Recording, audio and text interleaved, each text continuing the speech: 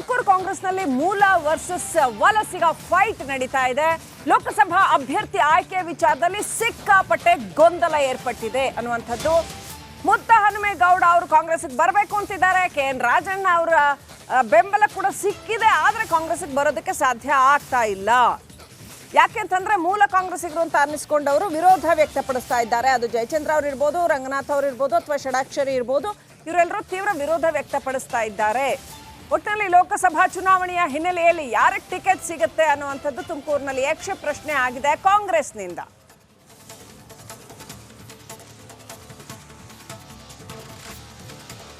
ತುಮಕೂರು ಮತ್ತೊಂದು high voltage ರಣಕಣ ಆಗುತ್ತಾ ಈ ಸಾರಿ?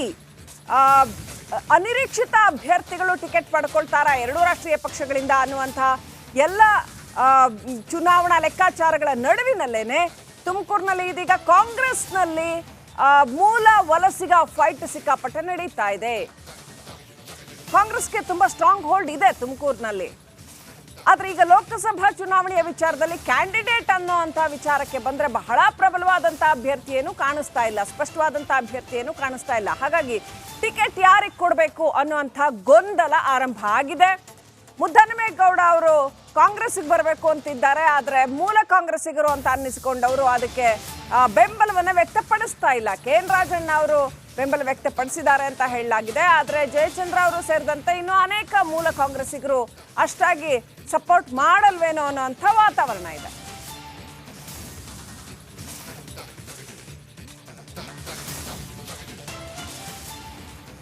ಏನಾಗುತ್ತೆ ಹಾಗಾದ್ರೆ, ಯಾರಿಗೆ ಟಿಕೆಟ್ ಸಿಗತ್ತೆ? ಯಾಕಂತಂದ್ರೆ ಬಿಜೆಪಿಯಲ್ಲೂ ಕೂಡ ಯಾವ ಥರ ಕ್ಯಾಂಡಿಡೇಟ್ ಹಾಕ್ತಾರೆ ಅನ್ನೋವಂಥದ್ದು ಒಂದು ಪ್ರಶ್ನೆ ಆಗಿದೆ. ಈ ಸಾರಿ ಮೈತ್ರಿ ಆಗಿರೋದ್ರಿಂದ ಅಲ್ಲಿ JDS ಸ್ಟ್ರಾಂಗ್ ಹೋಲ್ಡ್ ಇದ್ದರೂ ಕೂಡ ಬಿಜೆಪಿ ಕ್ಯಾಂಡಿಡೇಟ್ ಹಾಕ್ತಾರಾ ಅಥವಾ JDS ಕ್ಯಾಂಡಿಡೇಟ್ ಹಾಕ್ತಾರೆ, ಯಾರಿಗೆ ಹಾಕಿದ್ರು ಇಬ್ರು ಒಟ್ಟಿಗೆ ಫೈಟ್ ಮಾಡ್ತಾರೆ. ಹಾಗಿರುವಾಗ ಕಾಂಗ್ರೆಸ್ಗೆ ಟಫ್ ಫೈಟ್ ಕೊಡಲೇಬೇಕಾದಂಥ ಒಂದು ಅನಿವಾರ್ಯತೆ ಇದೆ ತುಮಕೂರಲ್ಲಿ. ಹಾಗಾಗಿ ಕ್ಯಾಂಡಿಡೇಟ್ ಯಾರನ್ನ ಹಾಕ್ತಾರೆ? ಇನ್ನಷ್ಟು ಅಪ್ಡೇಟ್ ಪಡ್ಕೊಳ್ಳೋಣ. ನಮ್ಮ ಪ್ರತಿನಿಧಿ ಸುರೇಶ್ ನೇರ ಸಂಪರ್ಕದಲ್ಲಿದ್ದಾರೆ. ಸುರೇಶ್, ವೆರಿ ಅನ್ಪ್ರಿಡಿಕ್ಟಬಲ್ ಅಂತ ಹೇಳ್ಬೇಕು ಈ ಸಾರಿ ತುಮಕೂರು. ಹೊರಗಡೆಯಿಂದ ಯಾರಾದ್ರೂ ಬಂದು ಅಭ್ಯರ್ಥಿ ನಿಂತ್ಕೋತಾರ ಅಂತ ಒಂದ್ ಕಡೆ ಬಿಜೆಪಿನಲ್ಲಿ ಯಾರು ಕ್ಯಾಂಡಿಡೇಟು ಅಂತ ಹೇಳುವಂತ ಪ್ರಶ್ನೆ, ಯಾಕಂದ್ರೆ JDS ಸ್ಟ್ರಾಂಗ್ ಹೋಲ್ಡು, ಮೈತ್ರಿ ಕ್ಯಾಂಡಿಡೇಟ್ ಹಾಕ್ತಾರ ಅನ್ನೋಂಥ ಪ್ರಶ್ನೆ. ಮತ್ತೊಂದು ಕಡೆ ಅದಕ್ಕೆ ಕಾಂಗ್ರೆಸ್ ಇಂದ ಯಾರು ಪ್ರಬಲ ಅಭ್ಯರ್ಥಿ ಅಂತ ದೊಡ್ಡ ಹೆಸರೇನು ಕೇಳಿ ಬರ್ತಾ ಇಲ್ಲ. ಹಾಗಾಗಿ ಟಿಕೆಟ್ ಗೊಂದಲ ಯಾವ ರೀತಿನಲ್ಲಿ ನಡೆದಿದೆ, ಜಟಾಪಟಿ ಯಾವ ರೀತಿನಲ್ಲಿದೆ ಸುರೇಶ್? ಶ್ರೀಲಕ್ಷ್ಮಿ, ಸದ್ಯ ತುಮಕೂರು ಲೋಕಸಭಾ ಕ್ಷೇತ್ರದಲ್ಲಿ ಈಗ ಸರಿಯಾಗಿ ಕಾಂಗ್ರೆಸ್ಗೆ ಅಭ್ಯರ್ಥಿಗಳ ಸಿಗಲ್ಲ ಅಂತಕ್ಕಂಥದ್ದು ಮೇಲ್ನೋಟಕ್ಕೆ ಕಂಡು ಬರ್ತಾ ಇರ್ತಕ್ಕಂಥದ್ದು. ಹೀಗಾಗಿ ನಿನ್ನೆ ಬಿಜೆಪಿಗೆ ಹೋಗಿದ್ದಂತಹ ಮುದ್ದಹನುಮೇಗೌಡರನ್ನ ವಾಪಸ್ ಕರೆತಂದು ಅವರನ್ನ ಕಾಂಗ್ರೆಸ್ನಿಂದ ಅಭ್ಯರ್ಥಿಯನ್ನಾಗಿ ನಿಲ್ಲಿಸಬೇಕು ಅಂತಕ್ಕಂತಹ ಒಂದು ಪ್ರಯತ್ನಕ್ಕೆ ಮುಂದಾಗಿದ್ರು. ಆದ್ರೆ ಆ ಪ್ರಯತ್ನಕ್ಕೆ ಆರಂಭದಲ್ಲೇ ಒಂದಷ್ಟು ಹಿನ್ನಡೆ ಆಗಿರ್ತಕ್ಕಂಥದ್ದು ಈಗಾಗಲೇ ಎದ್ದು ಕಾಣ್ತಾ ಇರ್ತಕ್ಕಂಥದ್ದು.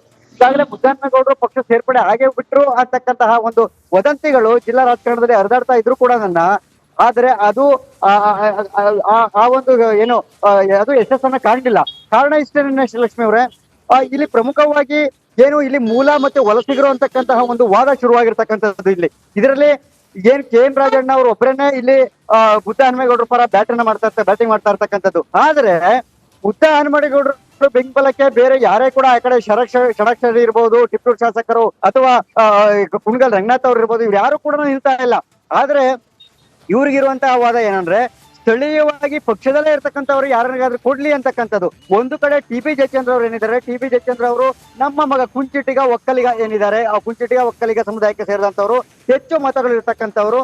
ಸೊ ಹೀಗಾಗಿ ಒಂದು ಸ್ಟ್ರಾಂಗ್ ಹೋಲ್ಡ್ ಇರ್ತಕ್ಕಂಥವ್ರು ನನಗೆ ಕೊಡ್ಲಿ ಅಂತಕ್ಕಂಥದ್ದು ಅವರ ವಾದ. ಜಿಲ್ಲೆಯಲ್ಲಿ ಈಗಾಗಲೇ ಅವರು ಕೂಡ ಪ್ರಭಾವಿ ಮುಖಂಡರು ಆಗಿರೋದ್ರಿಂದ ಅವರ ಒಂದು ಅಭಿಪ್ರಾಯ ಕೂಡ ಬಹಳ ಮುಖ್ಯ ಆಗಿರ್ತಕ್ಕಂಥದ್ದು. ಸೊ ಇಲ್ಲಿ ಎಲ್ಲದರ ಮಧ್ಯೆ ಮುದ್ದಹನುಮೇಗೌಡರಿಗೆ ಪಕ್ಷಕ್ಕೆ ಸೇರ್ಪಡೆಗೆ ವಿಳಂಬ ಆಗ್ತಾ ಇರ್ತಕ್ಕಂಥದ್ದು, ಜೊತೆಗೆ ಪಕ್ಷ ಸೇರ್ಪಡೆಗೆ ವಿಳಂಬ ಅನ್ನೋದಕ್ಕಿಂತ ದೊಡ್ಡ ಮಟ್ಟದಲ್ಲಿ ಹಿನ್ನಡೆನೇ ಆಗ್ತಾ ಇರ್ತಕ್ಕಂಥದ್ದು. Shrilakshmi, thank you Suresh ಡೀಟೇಲ್ಸ್ಗಾಗಿ.